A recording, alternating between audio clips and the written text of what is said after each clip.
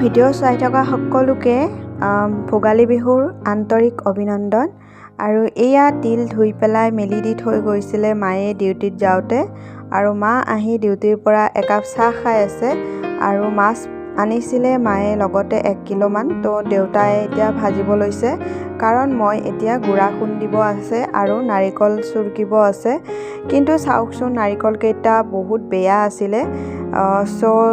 থাকক, যিখিনি বাছি ভাল আছে সেইখিনিকে মই চুৰকি থৈ দিওঁ, কাৰণ ইয়াৰে পৰাই মই নাৰিকল পিঠা দিব লাগিব। আৰু লগতে নাৰিকলৰ লাড়ু বনাব পৰাটো নাযাব, কাৰণ বহুতে কম নাৰিকল ওলাব, যিহেতু নাৰিকলকেইটা বেয়া আছিল। বেয়া মানে অলপ দিন আগতে আনি থোৱা বুলি কৈছিলে, শুকাই গৈছে। তাৰপিছত মই গুড়া খুন্দিব আছে, কাৰণ যিহেতু লাইন নাছিলে, মই গুড়াটো খুন্দিব অলপ দেৰি হ'ল। তাৰপিছত এতিয়া মই এনেকৈ তলত সন্ধিয়া এনেকৈ বনাব লৈছোঁ।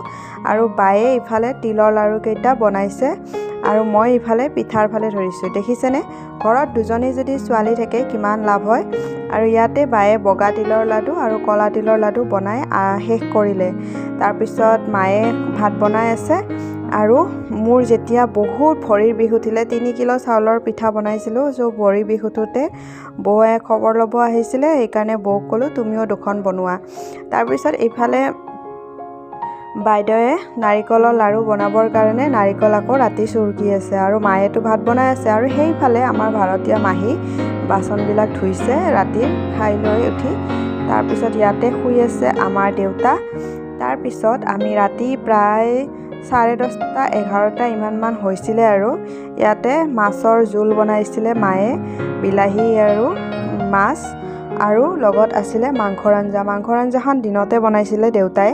তাৰপিছত মাছ আৰু মাংসৰে আমি ভাত খাই ৰাতি শুই গ'লোঁ। আৰু ইয়াতে গীতম আৰু ধানী ৰাতিপুৱা খেলি আছে, আৰু মই ঘৰলৈ আহিবৰ কাৰণে ব্ৰাছ কৰি আছোঁ। আজিৰ ভিডিঅ'টো ইমানেই আছিল, কেনেকুৱা পালে জনাব।